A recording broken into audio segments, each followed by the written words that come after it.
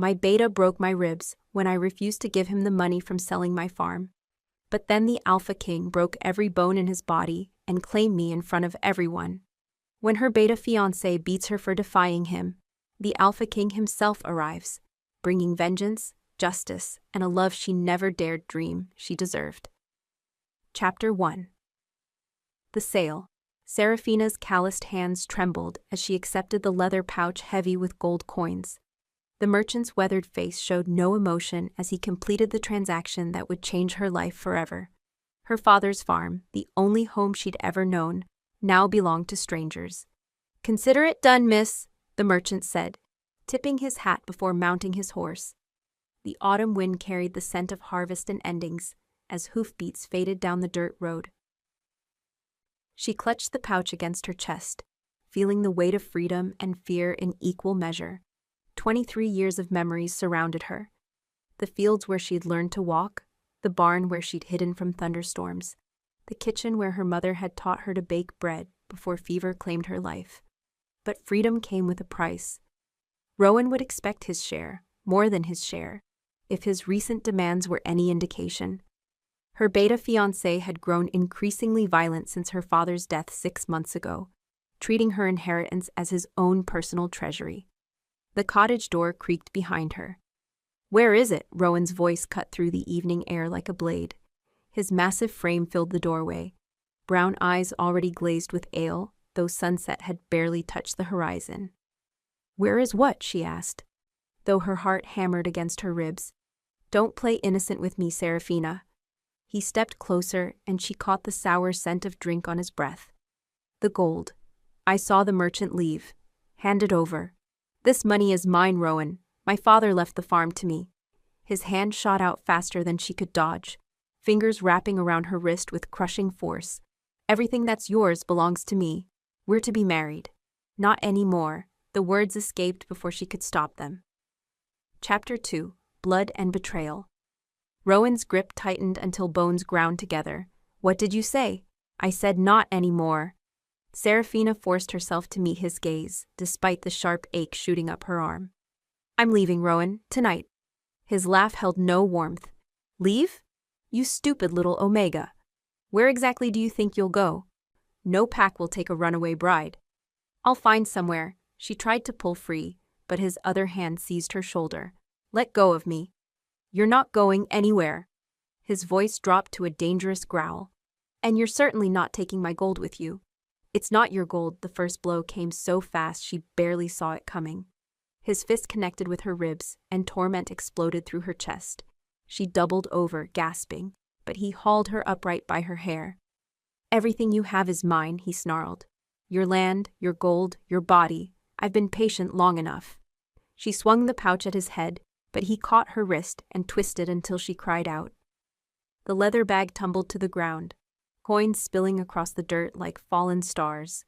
"There's my gold." He released her to gather the scattered money, and she stumbled backward on shaking legs.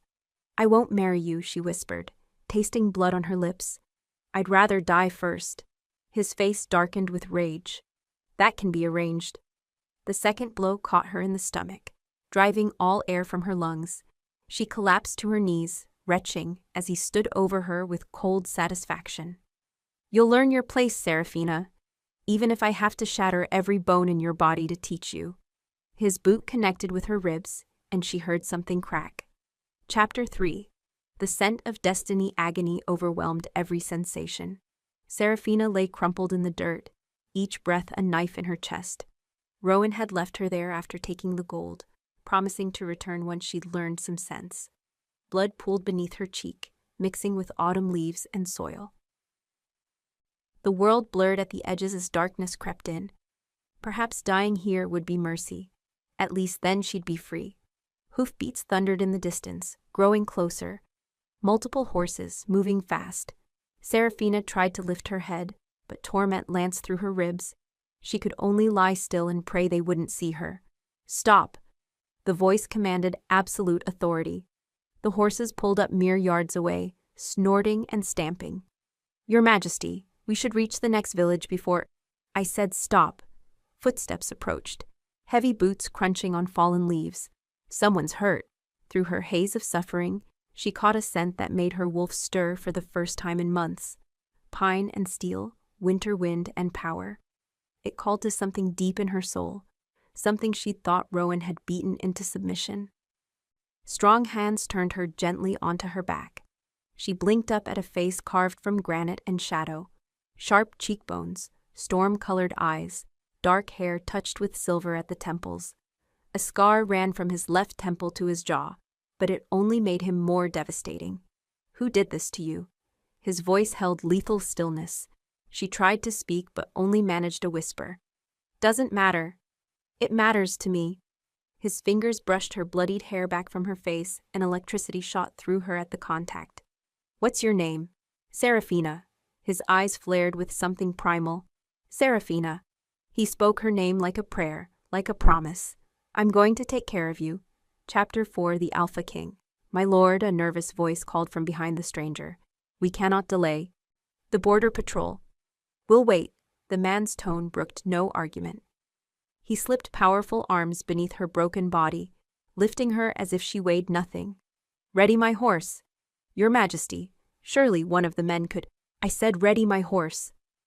The quiet menace in his voice made even Seraphina's battered senses prickle with warning. "Your Majesty." Understanding crashed over her like ice water. This was no ordinary traveler. This was Alpha King Draven himself, ruler of the Northern Realm, the most feared man in all the territories.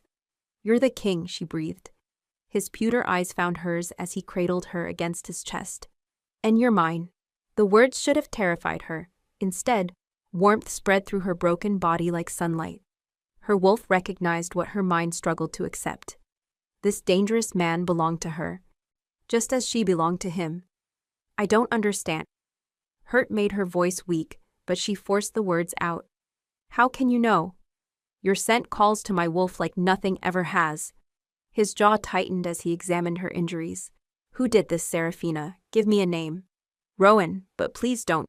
"Rowan what?" Ice edged his words. "Blackthorn. He was my fiancé." Something dangerous flickered in the king's gaze. "Was? I broke the engagement tonight. That's why he—" She gestured weakly at her battered body. A growl rumbled deep in his chest, so low she felt it more than heard it. "He'll answer for this." "No." She gripped his leather vest with what little strength remained. "Please, I just want to disappear. Start over somewhere new." He studied her face for a long moment. "Very well. You'll come with me to the capital. Under my protection." "I can't. I have nothing to offer a king." His smile held no humor. "You have everything I've been searching for." Chapter 5. The Fortress. The journey to the Northern Realm's capital passed in a blur of suffering and fevered dreams. King Draven rode with her cradled against his chest, his warmth the only thing keeping the chill at bay. Whenever consciousness surfaced, she found those granite eyes watching her with fierce protectiveness. "Sleep," he murmured when she stirred. "You're safe now. Safe." The word felt foreign after months of walking on eggshells around Rowan's volatile temper. Yet something in the king's voice made her believe it might be true. The fortress materialized from morning mist like something from a fairy tale. Towers of black stone pierced the sky, banners snapping in the mountain wind. Guards saluted as they passed through iron gates, but Seraphina barely registered their faces. Exhaustion consumed everything else. "Mira!" The king's voice echoed off stone walls as he carried her into a great hall. "Attend us immediately." A woman appeared as if from thin air, middle-aged, silver-haired, with the kind of calm competence that spoke of years handling crises. Her eyes widened when she saw Seraphina's condition. "What happened?" Mira asked, already moving toward a side chamber. "She was beaten, badly." The king's voice held leashed violence. "Broken ribs at minimum, possible internal bleeding." "Put her here." Mira indicated a bed draped in fine linens. "Your Majesty, I'll need you to—" "I'm not leaving her." "You'll need to if you want me to treat her properly." Mira's tone held gentle firmness. "She needs healing attention, not royal fury."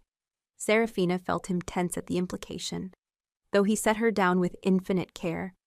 As he studied her features intently, she caught him murmuring something that sounded like, "The resemblance is unmistakable."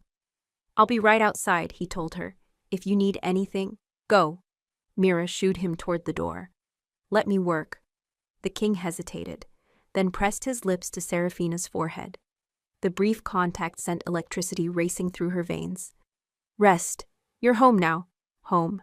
Another foreign concept, yet somehow it felt right. Chapter 6. Healing Touch.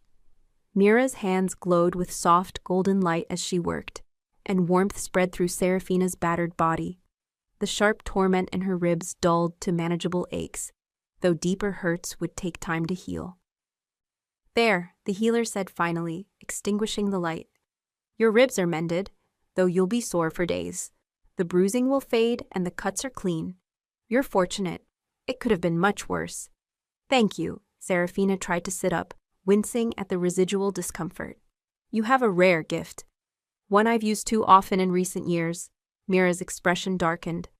Violence against Omegas has grown common in the outer territories. The king has been trying to address it, but change comes slowly. He said I was his. The words tumbled out before she could stop them. But that's impossible. I'm nobody. Child, you are claimed by the most powerful alpha in the realm. That makes you far from nobody. Mira sat on the bed's edge, maternal warmth in her eyes. Though I suspect you'll find that particular truth both blessing and burden, I don't understand any of this. Yesterday I was just a farmer's daughter engaged to the local beta. Now you're destined for something greater. Mira's smile held sympathy.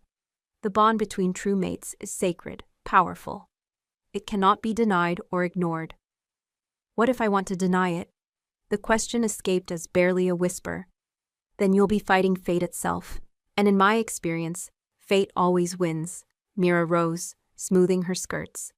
But first you need proper rest, sleep, and let your body finish healing. As if summoned by her words, weariness crashed over Seraphina. Her eyes drifted closed despite her attempts to stay alert. The last thing she heard was the soft closing of a door, and the knowledge that somewhere beyond it, her protector waited. Chapter 7. Royal Chambers. Seraphina woke to silk sheets and golden sunlight streaming through tall windows. For a moment she lay still, marveling at the luxury surrounding her. Tapestries covered the walls, depicting scenes of wolves running beneath starlit skies. A fire crackled in an ornate hearth, and fresh flowers perfumed the air. A gentle knock interrupted her observations. Come in, she called, expecting Mira. Instead, King Draven entered, carrying a tray laden with food. He'd changed from his travel clothes into black leather and fine wool, looking every inch the formidable ruler she'd heard whispered about in taverns. You should be resting, he said, setting the tray on a nearby table. Mira said you needed sleep. I've been sleeping for hours. She started to rise, then remembered she wore only a thin nightgown. Heat flooded her cheeks as she pulled the covers higher. You don't need to bring me food. Surely you have servants. I wanted to check on you myself. His intense gaze swept over her, and she caught the subtle flare of his nostrils. How do you feel? Better. Much better, thanks to Mira's healing. She watched him pour tea from a delicate pot, movements precise despite his large hands. You didn't have to save me. Yes, I did. He approached the bed slowly, as if afraid she might bolt. You're mine, Seraphina. Nothing matters more than your safety. I still don't understand how you can be so certain. She accepted the teacup he offered, fingers brushing his in the exchange. Lightning shot up her arm at the contact. We've only just met. My wolf knew the moment I caught your scent. His voice roughened. 28 years I've ruled alone, convinced I'd never find what I was searching for. Then I find you bleeding in the dirt, and everything changes. The raw honesty in his words made her chest tight. What happens now? Now you heal. You learn to trust me. He sat carefully on the bed's edge, close enough that his warmth reached her, but far enough to avoid crowding. And when you're ready, we'll discuss the future. What kind of future could someone like me have with a king? The kind where you rule beside me as my equal. Chapter 8. Dangerous Games. 3 days passed in a haze of luxury Seraphina had never imagined. Servants brought her exquisite meals. Mira checked her healing progress, and the king visited morning and evening. Each interaction left her more confused about her place in this glittering world. "You're brooding," Mira observed during her afternoon visit. "What troubles you?" "All of this." Seraphina gestured at the opulent chamber. "I don't belong here. I milk cows and grow vegetables. I don't know how to be a queen." "Queens are made, not born," Mira said gently. "And you have something more valuable than noble blood. You have his heart." A commotion in the corridor cut short their conversation. Raised voices, heavy footsteps, and beneath it all, a familiar tone that made Seraphina's blood freeze. "I demand to see His Majesty. That woman is my betrothed, stolen from my rightful claim." Rowan, somehow he'd tracked her here. The chamber door burst open without ceremony. Guards flanked a man Seraphina barely recognized. Rowan cleaned up, dressed in his finest clothes, radiating false charm and barely contained rage. "Seraphina!" He spread his arms as if greeting a beloved. "Thank the moon I found you. When I discovered you'd been taken." "She wasn't taken." King Draven's voice cut like a blade as he appeared behind the guards. His presence filled the doorway, radiating lethal authority. "She was rescued from a beating you administered." "A misunderstanding, Your Majesty."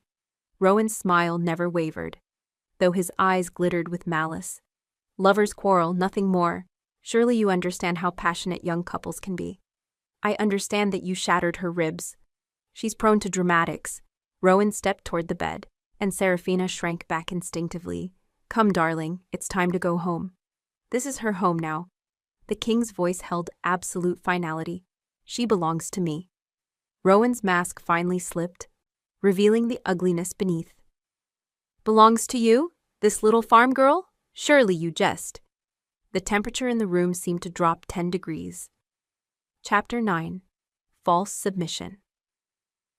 "I never jest about matters concerning what's mine." King Draven's words carried fatal promise. The air itself seemed to vibrate with barely contained power. Rowan's face went pale as understanding dawned. "Your Majesty, surely there's been some mistake. Seraphina is already promised to me. We've been engaged for over a year." An engagement she dissolved. The king stepped fully into the room, and even the guards seemed to shrink from his presence. "Before you decided to beat her unconscious." "I would never hurt my beloved." Rowan's voice rose in practiced outrage. "She's clearly been brainwashed, filling your head with lies to avoid her responsibilities. You know how duplicitous Omegas can be."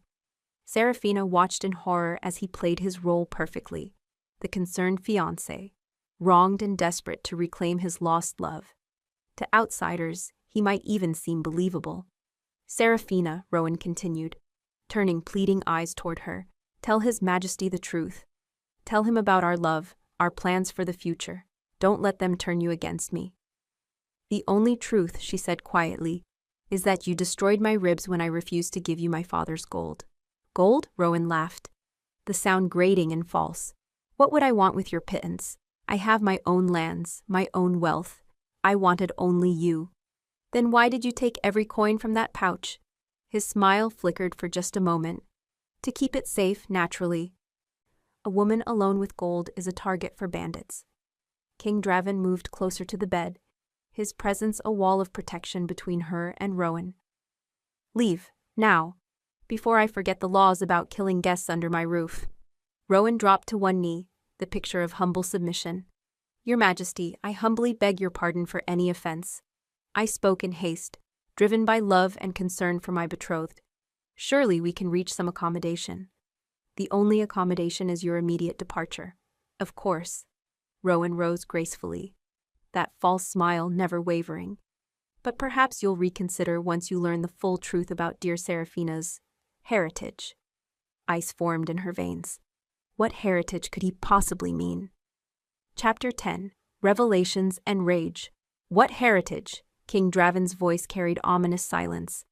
Rowan's smile turned predatory.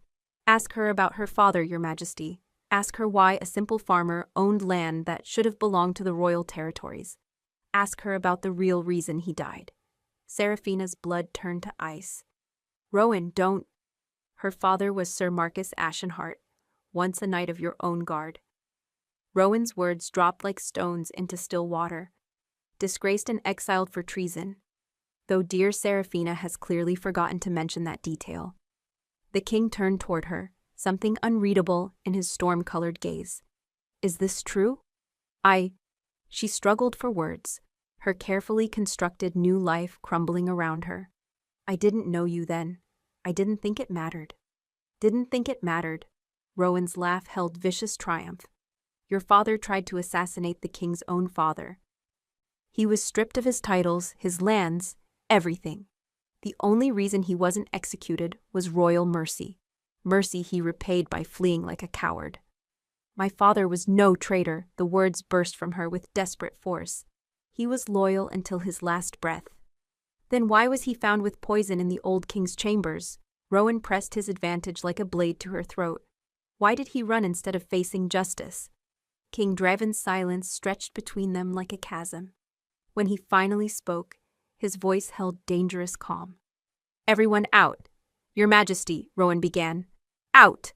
The command cracked like thunder. Guards scrambled to comply, dragging a protesting Rowan with them. Mira squeezed Seraphina's hand once before following, leaving them alone with the weight of revealed secrets. There's more to your father's story than you know, he said quietly. But first, we need to retrieve something that will prove the truth. What truth?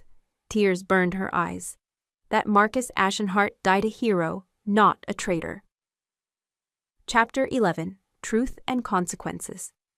Your father didn't try to kill mine. King Draven's quiet words stopped her tears mid-flow. He was framed. What? She whispered. I've spent 13 years investigating what really happened that night. He moved to the window, staring out at the courtyard below.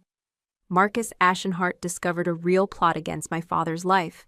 When he tried to warn the court, the true conspirators turned the evidence against him. Then why didn't you clear his name? Anguish made her voice sharp. Why let him live in exile, die in disgrace? Because I couldn't prove it. Not then.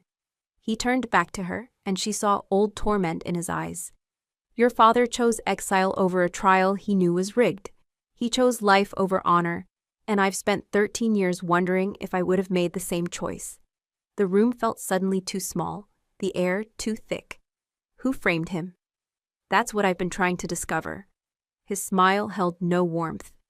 My investigation has led me to believe the conspiracy reaches into the highest levels of the court, including certain beta families with royal ambitions. Understanding crashed over her like ice water. Rowan's family. The Blackthorns have served in court for generations. Always loyal, always ambitious, always just outside the inner circle. He moved closer to the bed, his presence both comforting and intimidating. Your engagement to Rowan wasn't a chance, barked Seraphina. It was orchestrated. You think they planned this? My father's disgrace, his death, my engagement to Rowan? I think your father discovered something that threatened powerful people. I think they destroyed him for it, then positioned themselves to claim his daughter and whatever secrets she might carry. But I don't know any secrets. The words came out as a wail. I was 8 when we fled. I barely remember court life. Perhaps they thought you might remember something eventually. His eyes searched her face intently. Has Rowan ever asked you about your father's papers? His possessions from court? The memory hit her like a physical blow. Last month, he wanted to search through father's old trunk. I refused. Said it was too painful. Her hands shook as the pieces fell into place. He was furious. Where is this trunk now? Hidden beneath my cottage floorboards. Rowan never found it. King Draven's smile turned predatory. Then we need to retrieve it. Tonight. Chapter 12. Shadows and Secrets. The midnight journey back to her cottage felt like descending into a nightmare. King Draven rode beside her, a handful of trusted guards flanking them through the forest paths she'd known since childhood. Each familiar landmark felt foreign now, tainted by revelations and fear. Tell me about your father's last days, Draven said quietly as they neared the cottage. Did he say anything unusual? Give you anything to keep safe? He was different those final weeks, distant. He spent hours staring at nothing, muttering about honor and choices. She guided her horse around a fallen log. The night he died, he made me swear to never trust anyone completely. Said even good men could be turned into monsters by fear. Wise advice. His voice held grim approval. What else? He gave me a key. The memory surfaced suddenly, sharp and clear. A small brass key on a chain. Said it opened something important, but I was too young to understand. I've worn it ever since. She pulled the chain from beneath her dress, revealing the tarnished key that had rested against her heart for 15 years. Draven's eyes fixed on it with laser intensity. That's not just any key. His voice held barely contained excitement. That's a royal vault key. Your father kept one as captain of the guard. A vault key? But surely his access was revoked when... Royal vault keys can't be revoked. They're magically bonded to their bearer. He reached out to touch the key, and power sparked between their fingers. This gives access to the king's private archives, documents that could prove your father's innocence. They reached the cottage as clouds obscured the moon. The building stood dark and empty, a shell of her former life. Rowan's presence lingered like a stain, broken furniture, scattered belongings, the scent of violence and rage. Quickly, Draven ordered. We don't know who might be watching. She led him to the kitchen, prying up the loose floorboard she'd hidden the trunk beneath years ago. The wooden chest looked smaller than she remembered, its brass fittings green with age. Here. She lifted it carefully, surprised by its weight. I haven't opened it since father died. Then it's time. Chapter 13. Legacy of Truth. The trunk's lock clicked open at Seraphina's touch, as if it had been waiting 15 years for her return. Inside lay carefully folded documents, a ceremonial dagger, and items she'd forgotten from their hasty flight. Her father's captain's insignia, a miniature portrait of her mother, letters tied with faded ribbon. These. Draven lifted a stack of parchments with reverent care. Military reports, guard schedules, correspondence. His eyes scanned the pages rapidly. Your father documented everything, every suspicious incident, every unexplained death, every convenient accident that befell those who questioned the Beta family's growing influence. He was building a case. Understanding dawned as she read over his shoulder, against the conspiracy. More than that, Draven's voice held grim satisfaction. Look at this. He held up a letter bearing the royal seal, signed in her father's careful script. A formal report to my father, dated 3 days before the assassination attempt. Marcus laid out the entire plot, who was involved, how they planned to strike, when it would happen.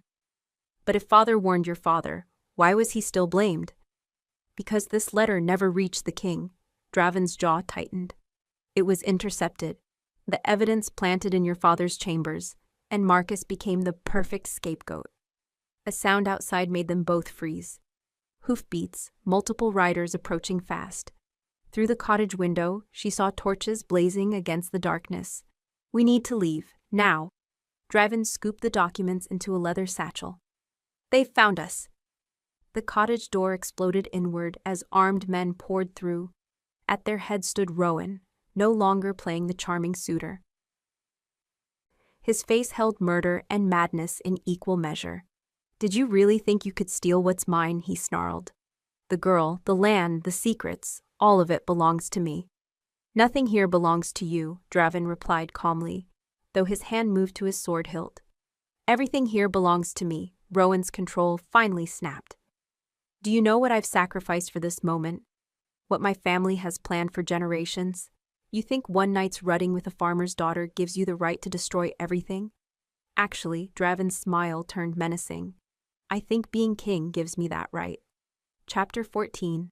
Unmasked steel sang against steel as Draven's sword cleared its sheath, meeting Rowan's blade in a shower of sparks. The small cottage erupted into chaos as guards clashed in the narrow space, furniture splintering beneath the fury of combat. You should have minded your own business, Your Majesty, Rowan snarled, pressing his attack with desperate savagery. Should have chosen a proper noble bride instead of sniffing after peasant whores. You just signed your death warrant. Draven's voice held arctic calm as he deflected Rowan's strike and riposted with surgical precision. Steel bit deep into Rowan's sword arm, and blood spattered the cottage walls. Seraphina pressed herself against the hearth, clutching her father's dagger as the battle raged around her. One of Rowan's men broke through the melee, lunging toward her with a vicious grin. She struck without thinking, driving the blade between his ribs with surprising strength. "Behind you!" she screamed, as another attacker flanked Draven. The king spun with inhuman speed, his sword taking the man's head clean off. In the sudden silence that followed, only Rowan remained standing among his fallen soldiers. "Impossible," he gasped, blood streaming from multiple wounds. "We planned for everything, every contingency. Except one." Draven advanced slowly, sword pointed steady at Rowan's throat. "You assumed I'd be alone when I found what I was searching for. You never considered I might have been hunting you for years." "Hunting us?" Rowan's eyes went wide with understanding. "This was a trap.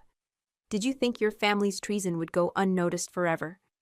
Draven's smile held no mercy. "I've been tracking your conspiracy since I took the throne, following every thread, documenting every crime. All I needed was proof. And I led you right to it." Rowan's laugh held hysteria. "The trunk. Marcus's documents. Among other things." Draven's gaze flicked to Seraphina. "Though, I admit, finding her was an unexpected gift. Your precious farm girl." Rowan spat blood. "She's nothing. A broken little mouse who flinches at shadows. What kind of queen could she possibly make?" "The kind who survived 15 years of your family's manipulation and still has the courage to stand against you." Draven's voice carried absolute conviction. "The kind worthy of a true alpha's devotion." "You'll regret this," Rowan whispered. "My family won't forget. Won't forgive. They won't have the chance." The sword thrust was swift and clean. Chapter 15. Return to the capital. The journey back to the fortress felt different than their desperate flight just hours before. Rowan's body lay wrapped in canvas across a spare horse, while the evidence of his family's crimes rested safely in Draven's saddlebags. Seraphina rode beside her protector in contemplative silence, processing everything that had changed in a single night. "You planned this from the beginning," she said finally. "Finding me, saving me, it was all part of your investigation." "No." His voice held quiet certainty. "Finding you was fate. Saving you was instinct. Everything else was just fortunate timing." "How can you be sure?" "Because the moment I caught your scent, nothing else mattered." He reached across the space between their horses to touch her hand. "Not justice, not revenge, not even the throne itself. Only you." The fortress gates opened to controlled chaos. Word of their midnight mission had spread, and courtiers lined the great hall in anxious clusters. Lady Thalia stood among them, her beautiful face a mask of concern that didn't quite reach her eyes. "Your Majesty," she called as they entered. "Thank the moon you've returned safely. When we heard about the attack."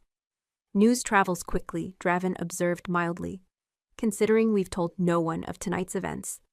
A flush stained Thalia's cheeks. "The servants talk, my lord. They always do." "Indeed they do." His gaze swept the assembled nobles, and several shifted uncomfortably. "Gather the full court in the throne room. I have an announcement to make." "Now?" Thalia's voice rose slightly. "Surely it can wait until morning." "Now." The single word carried absolute authority. As the nobles dispersed to spread the summons, Draven turned to Seraphina. "Are you ready for this?" "Ready for what?" "To watch me destroy the people who murdered your father and tried to steal your future." His smile held dark promise. "Justice delayed is not justice denied." "What about the other families involved? Surely the Blackthorns weren't acting alone." "They weren't." His eyes found Lady Thalia across the hall. "But we'll take them one by one, starting with the most dangerous."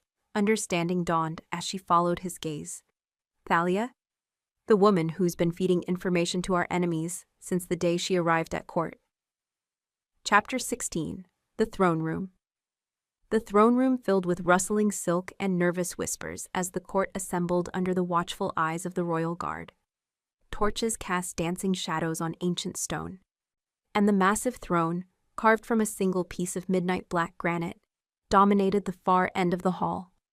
Seraphina stood beside that throne, acutely aware of every eye upon her. Some gazes held curiosity, others calculation, and a few showed outright hostility. She'd changed from her blood-stained riding clothes into a gown Mira had chosen, deep blue silk that brought out her eyes and made her feel almost worthy of standing beside a king. Almost. "Hear now the words of your sovereign," the herald announced as Draven took his place upon the throne. His Majesty, King Draven Nightfall, Lord of the Northern Realm, calls for justice. A ripple of unease passed through the assembled nobles.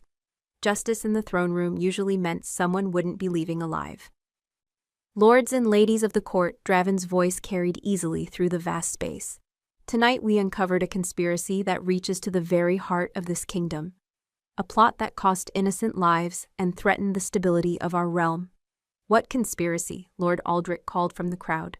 What proof do you offer? This proof. Draven lifted one of Marcus's documents, written in the hand of Sir Marcus Ashenheart, former captain of the Royal Guard. A detailed report naming those who sought to assassinate my father and seize control of the throne. Shocked murmurs filled the hall. Beside the throne, Seraphina watched faces carefully, noting who seemed genuinely surprised and who merely acted the part. Sir Marcus was branded a traitor and forced into exile, Draven continued. He died believing history would remember him as the man who tried to kill his king. Tonight, we learn the truth. He died a hero who gave everything to protect this crown. Lies! Lady Thalia stepped forward, her composure finally cracking. Marcus Ashenheart was caught red-handed with poison in the king's chambers. These documents are forgeries, created to deceive. Created by whom? Draven's voice cut like a blade. Who could forge the royal seal so perfectly? Who had access to guard schedules and private correspondence? Thalia's face went white as the trap closed around her. Chapter 17.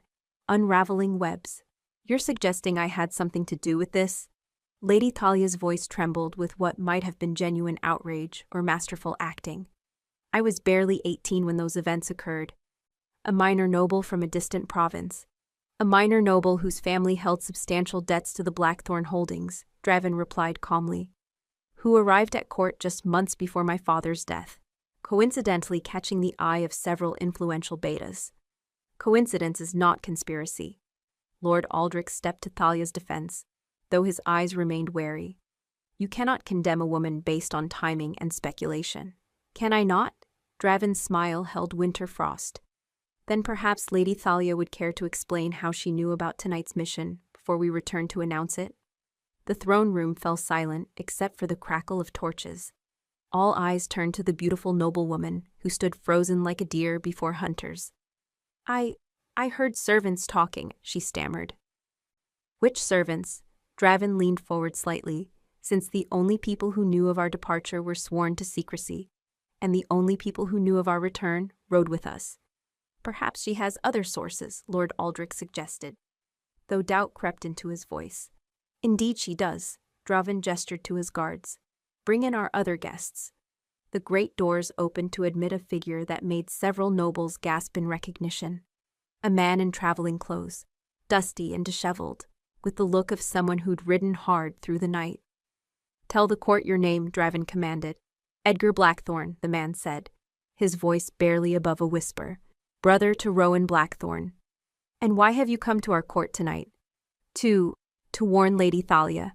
Edgar's eyes darted desperately around the room. To tell her the plan had failed. That Rowan was dead and the documents recovered. What plan? Draven's voice held predatory stillness.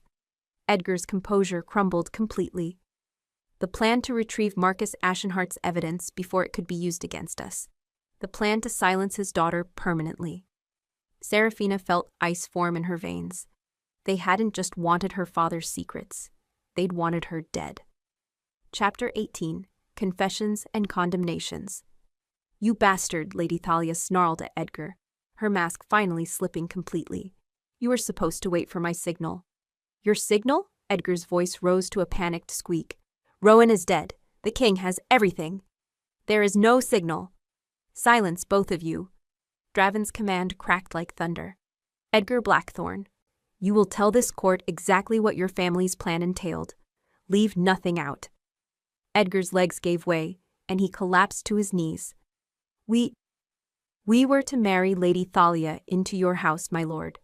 Make her your queen. Then, when convenient accidents befell you and any potential heirs, the crown would pass to her and through her to our family. Gasps echoed through the throne room. Several nobles stepped away from Thalia as if her proximity might contaminate them.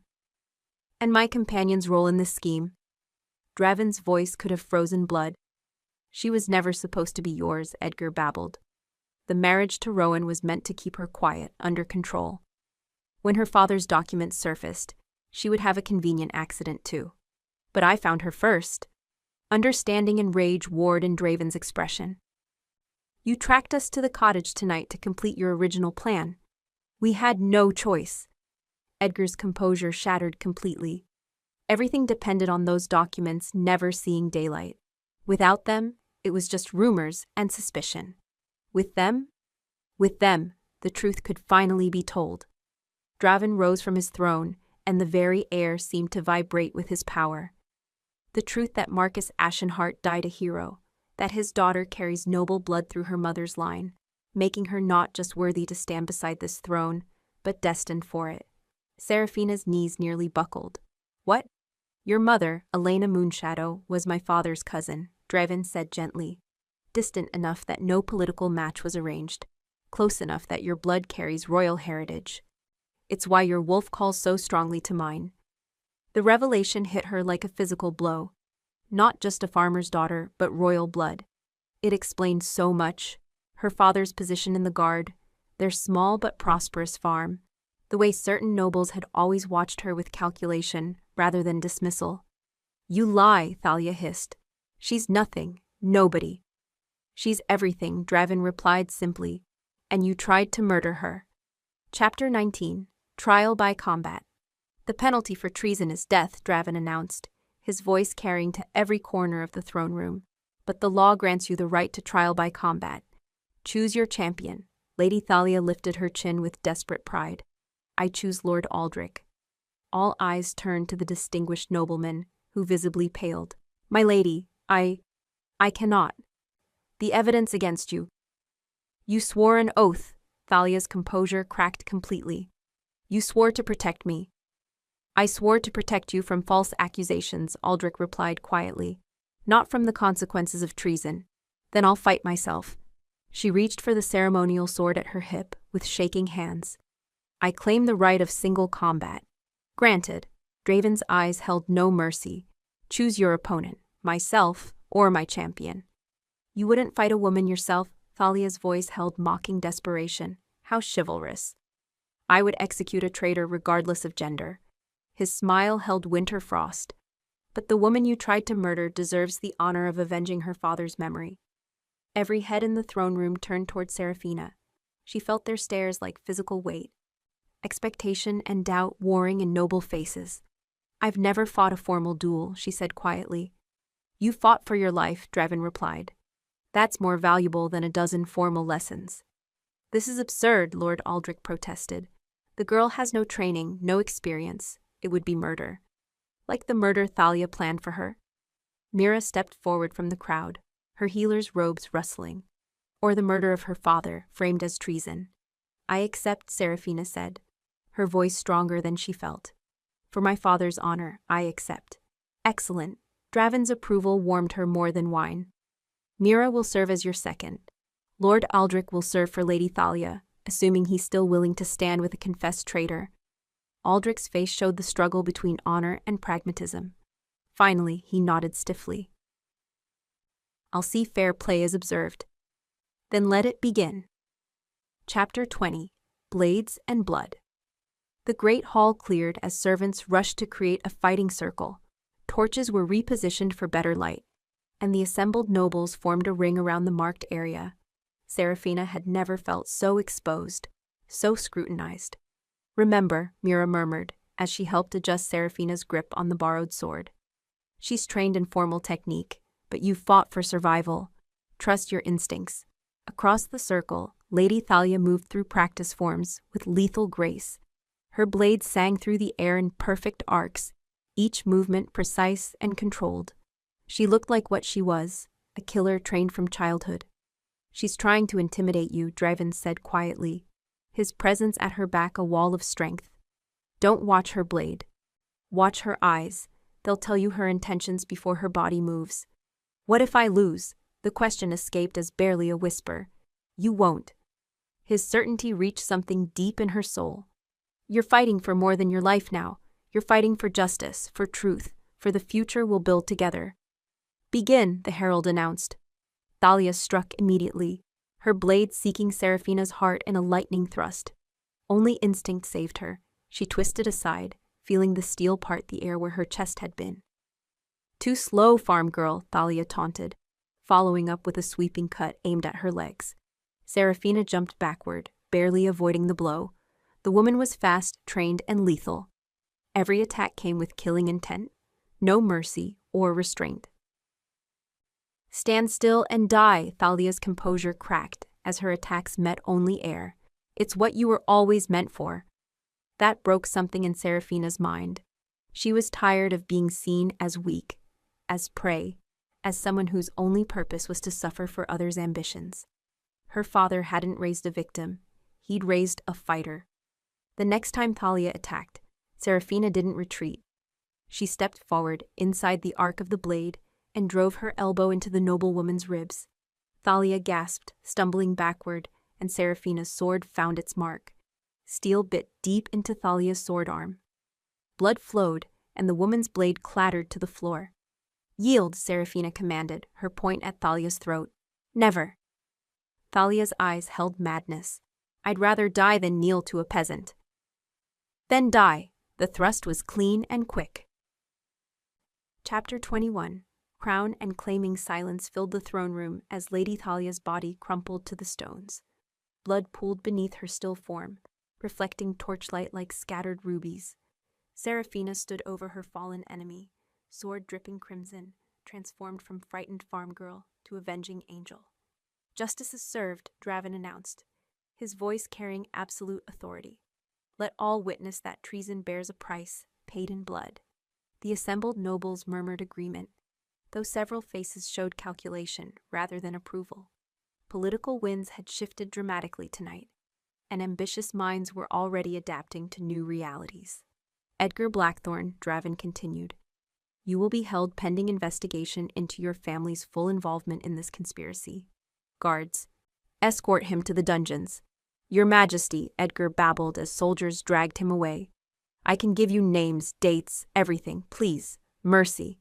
Mercy is earned, not given. Draven's attention had already dismissed the broken man. Lord Aldrich, you will oversee the investigation. Root out every thread of this conspiracy. Of course, Your Majesty. Aldrich bowed deeply, relief evident in his posture. And the Blackthorn holdings? Will be redistributed to those who've proven their loyalty. Draven's gaze swept the assembled court. Let this be a lesson to any who might harbor similar ambitions. The threat hung in the air like smoke. Several nobles shifted uncomfortably, perhaps wondering if their own machinations might come to light. Now, Draven said, his voice warming as he turned toward Seraphina, we come to happier matters. He descended from his throne with predatory grace, moving to where she stood amid the circle of blood-stained stones. Every eye in the hall followed his movement. Seraphina Ashenheart, he said formally, daughter of heroes, bearer of royal blood, my destined mate. Will you stand beside me as Queen of the Northern Realm? The question hung in the charged air. She looked around the great hall, at faces showing everything from approval to barely concealed hostility. These people would be her subjects, her responsibility, her burden, and her strength. I will, she said clearly, her voice carrying to every corner of the vast space. Draven's smile could have lit the darkest night. Chapter 22. The Queen's Awakening. The coronation took place 3 days later under the light of the full moon. Ancient traditions demanded the ceremony occur in the sacred grove, where kings had been crowned for 1,000 years. Massive oaks formed a natural cathedral, their branches intertwining overhead like a living roof. Seraphina knelt on a bed of autumn leaves, the weight of destiny heavy on her shoulders. The royal crown, wrought silver set with sapphires the color of midnight, rested on a velvet cushion beside her. Draven stood at her right hand, magnificent in ceremonial robes that seemed to capture starlight. Do you swear to protect the realm and its people with your life? The high priest intoned, his voice echoing among the ancient trees. I swear it, she replied, her words carrying on the night wind. Do you swear to rule with wisdom, justice, and mercy? I swear it. Do you swear to stand beside your mate as his equal, his partner, His other half? I swear it. The crown settled on her head with surprising lightness, as if it had been waiting centuries for this moment. Power flowed through her, not the artificial strength of magic, but the deep certainty of purpose. She was no longer just Seraphina the farm girl. She was queen. "Rise, your majesty," the priest commanded. She stood, and the assembled crowd, nobles, soldiers, servants, and common folk, who'd traveled from across the realm, dropped to their knees in a wave of rustling fabric and clinking mail. "My queen," Draven said softly, his eyes holding infinite pride and love. "My king," she replied, and reached for his hand. The moment their fingers touched, something shifted in the world. Her wolf, dormant since childhood trauma, stirred deep in her soul. Not the broken, cowering creature that had hidden from anguish, but something magnificent and powerful. Silver light erupted from her skin as her wolf finally awakened. Not just any wolf, but something that made the assembled crowd gasp in awe. Her inner beast was huge, silver white as moonlight, with eyes that held the wisdom of ages, a royal silver wolf, thought extinct for 3 centuries, the bloodline that had founded the northern realm itself. The power coursing through her felt like trying to contain an ocean in a teacup, but somehow she managed to control it, to shape it, to make it hers. Chapter 23. The silver Luna power coursed through Seraphina as her wolf's presence filled every fiber of her being. The sensation was overwhelming, yet exhilarating, like discovering she'd always possessed wings, but had never learned to fly. Silver light pulsed from her skin with each heartbeat, and the very air around her shimmered with energy. "Impossible," someone whispered from the crowd. "The silver wolves died out centuries ago." "Not died out," the high priest corrected, his voice filled with reverence, hidden, waiting for the realm's greatest need. Draven's own wolf responded to hers with a deep, rumbling howl that seemed to shake the earth itself. His beast was massive, midnight black with silver markings that matched the crown he wore. King and queen, Alpha and Luna, 2 halves of a whole that could reshape the world. "The bloodline lives again," the priest continued, though his words seemed to come from far away. "When darkness threatened the realm, when corruption ate at the heart of the kingdom, the silver Luna would rise to restore balance." "No ancient prophecies," Draven said firmly, his hand tightening on hers. "Just 2 wolves who found each other against impossible odds." But Seraphina could feel it, the truth the priest spoke. Her awakening wasn't random chance. Something deeper than fate had brought her to this moment, this place, this man. The realm had been wounded by betrayal and corruption, and her wolf carried the power to heal what had been broken. "What happens now?" she asked, her voice carrying new harmonics that made the assembled crowd shiver. "Now we rule together," Draven replied. "Now we build something better than what came before." The coronation feast that followed blurred together in a haze of congratulations, political maneuvering, and barely controlled power. Seraphina found herself the center of attention in a way that would have terrified the farm girl she'd been just weeks ago. Now, with her wolf's confidence flowing through her, she met each challenge with growing assurance. "Your Majesty," Lord Aldrich approached during a lull in the festivities. "I wanted to personally apologize for my hesitation regarding Lady Thalia's guilt." "Loyalty to friends is admirable," she replied graciously, "when not misplaced." "Indeed," he bowed deeply. "If I may say so, the realm is fortunate to have found such a queen." "The realm is fortunate to have nobles wise enough to accept change," she countered, and saw approval flicker in his eyes. The night air carried the scent of celebration and new beginnings. Chapter 24. Bonds Unbreakable. Later that night, alone in their private chambers, Seraphina finally allowed herself to process everything that had happened. The weight of the crown had been lifted from her head, but the weight of responsibility remained. "Regrets?" Draven asked, noting her contemplative mood. "None." She turned from the window where she'd been watching the last guest depart. "Though I never imagined my life would take such a turn. From farm girl to queen in less than a month." He moved to stand behind her, his hands resting gently on her shoulders. "Most people would find that overwhelming. Most people aren't mated to you." She leaned back against his solid warmth. "Besides, I think my wolf knew what was coming long before I did. Silver wolves were always said to possess unusual insight. His lips brushed her temple, along with other gifts. What other gifts? She turned in his arms, curiosity overriding exhaustion, healing, protection, the ability to strengthen their mate's power beyond normal limits. His eyes held heat that had nothing to do with politics or ancient bloodlines. The ability to command loyalty from any wolf, regardless of rank. That sounds dangerous, extremely dangerous, in the wrong hands. His smile held wicked promise. Good thing you're in the right ones. Your hands? My heart, he corrected, pulling her closer. My soul, my everything. The kiss that followed sealed more than their marriage vows. It sealed their future as partners in every sense. Rulers who would reshape the northern realm with justice and mercy. Mates who would face whatever challenges arose with united strength. When they finally broke apart, both breathing hard, Seraphina felt the last of her old fears melt away. She was no longer the broken girl who'd fled an abusive engagement. She was Queen Luna, the silver wolf reborn. And she was exactly where she belonged. I love you, she whispered against his lips. And I love you, he replied. My mate, my queen, my everything. Outside their window, the full moon blessed their union with silver light. And somewhere in the distance, wolves howled in celebration of their Luna's return. Chapter 25. Ever after 6 months later, Seraphina stood on the balcony overlooking the castle courtyard, watching children play while their parents conducted business in the markets below. The sight filled her with contentment, a realm at peace, prosperity returning to lands too long shadowed by corruption. The border patrols report all quiet, Draven said, joining her in the morning sunshine. The last of the Blackthorn sympathizers have either sworn new loyalty or found homes in distant territories. And Edgar's trial? Concluded yesterday, life imprisonment, though he'll live comfortably enough in exchange for his cooperation. Draven's arm slipped around her waist, and she leaned into his warmth. The full extent of their conspiracy was even broader than we suspected.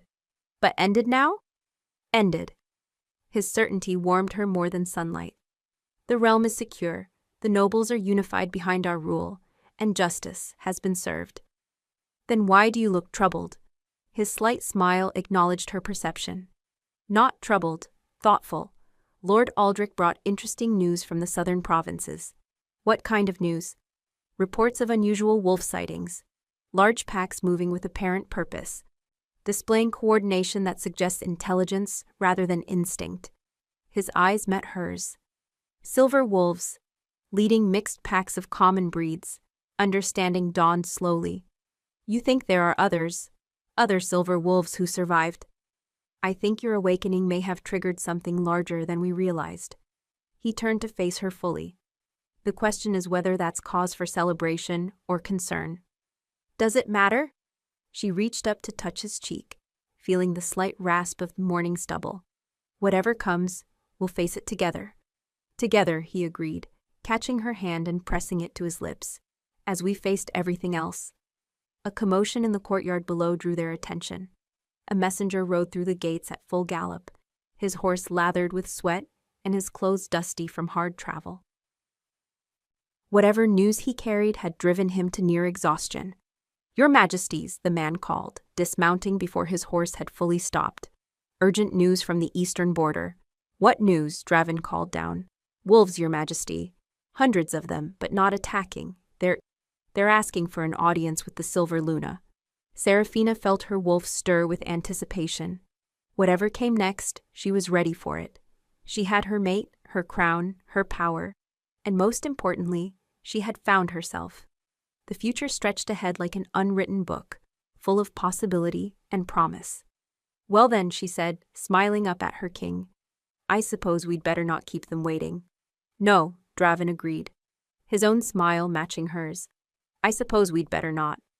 Hand in hand, they went to meet whatever destiny awaited.